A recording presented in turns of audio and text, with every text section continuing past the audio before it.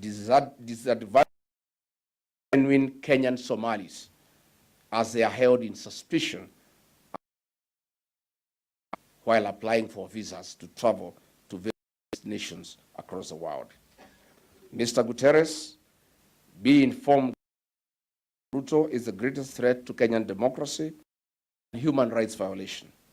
Kenya has become a haven of state-sponsored goonism and political intolerance. Ahead of the 10th August 2027 polls, Kenya risks to have over 2 million goons in the streets, courtesy of William Ruto's creation. Kenya risks the Haiti route. Women and children are tortured and attacked in churches with live ammunition, tear gas canisters, and the brutality of clubs and machetes, not once, not twice.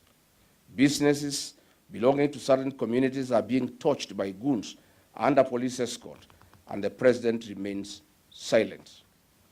Mr. William Ruto is, in a mischievous way, creating electoral fear and voter suppression.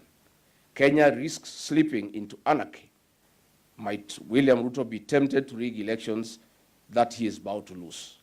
We urge the world, and especially the UN Secretary General, that the actions and omissions of President William Ruto ahead of 2027 polls. Mr. Antonio Guterres, Kenya has become a global hub for abductions, human trafficking, an international drug superhighway, an international drug destination. Foreigners and asylum seekers in Kenya have no peace.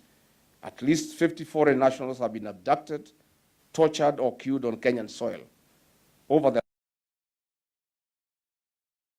two categories: transnational targeting asylum seekers and political and terrorist-related kidnappings in specific high-risk regions. On the transnational repression and asylum seekers, the government of Ruto has colluded with foreign governments to seize political dissidents and asylum seekers. For instance, in October 2024, 7 Turkish asylum seekers were abducted in Nairobi in a mafia-style and brutally tortured. 4 were forcibly returned to Turkey, despite international criticism regarding the principle of non-refoulement. In October 2024, Ugandan opposition leader Dr. Kiza Besigye was abducted in Nairobi and deported to Uganda to face political charges in the In January 2025, a Tanzanian journalist, Maria Sarungi, was abducted in Nairobi and was headed to Tanzania for charges and jail under Samia Suluhu, but Kenyans stopped it. Nationals from Southern Sudan, Ethiopia, Tanzania, and Rwanda have been targeted for their political activism or criticism of their home governments. They are not safe in Kenya.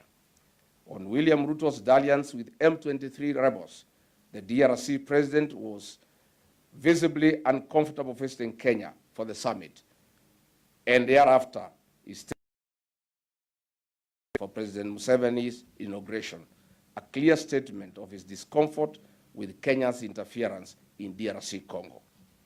On the issue of peace in the Horn of Africa, Mr. Guterres, now that we are here in Kenya, we have severally warned about the war in Darfur